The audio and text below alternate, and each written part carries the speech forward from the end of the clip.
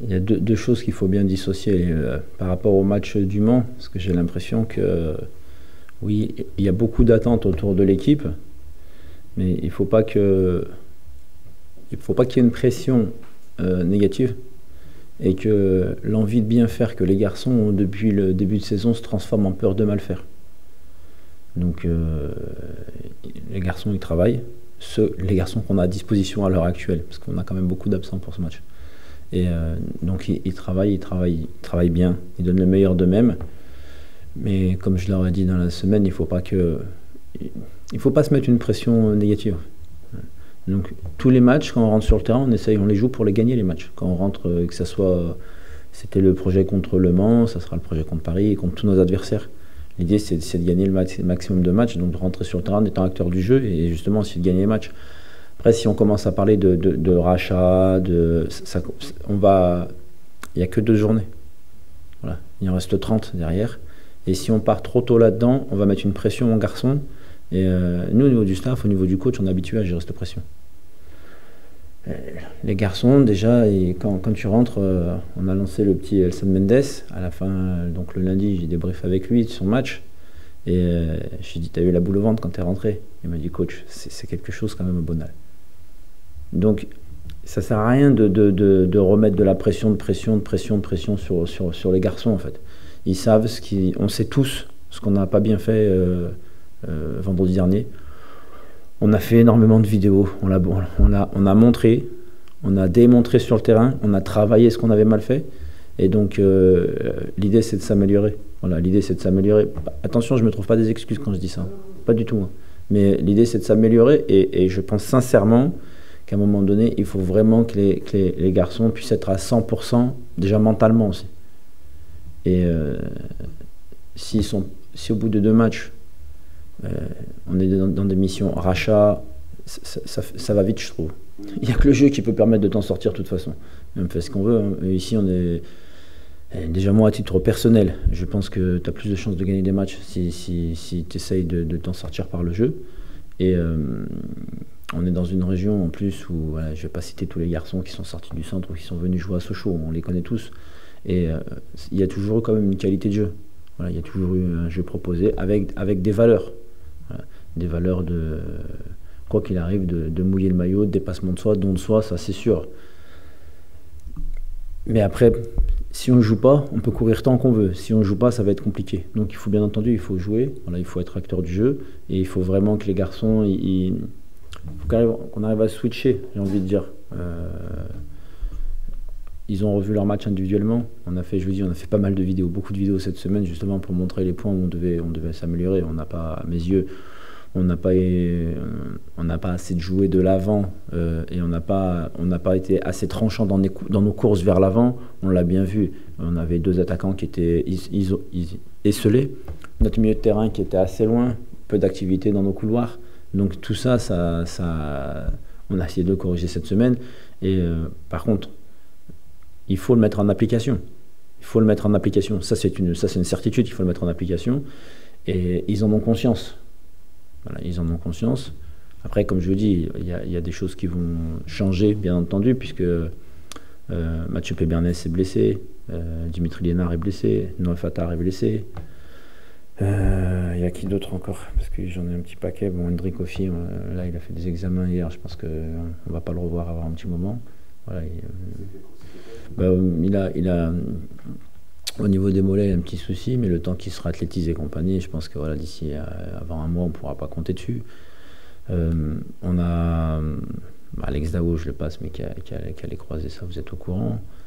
Et on a Kevogas qui est suspendu aussi, toujours. C'est son dernier match. Voilà. Et on est content que ce soit son dernier match.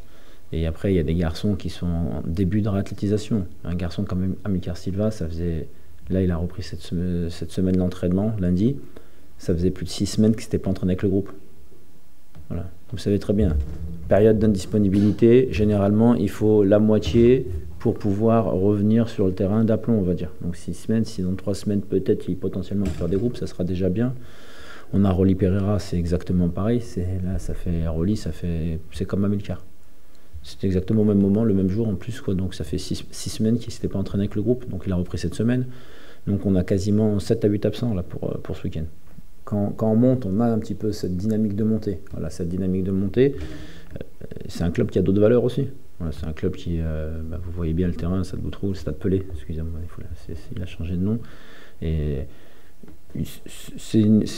ils ont fait l'exploit, parce que c'est un vrai exploit de descendre et de remonter tout de suite. Donc et on sait que sortir du CFA, c'est sûrement des championnats plus difficiles, puisqu'il n'y a qu'une montée.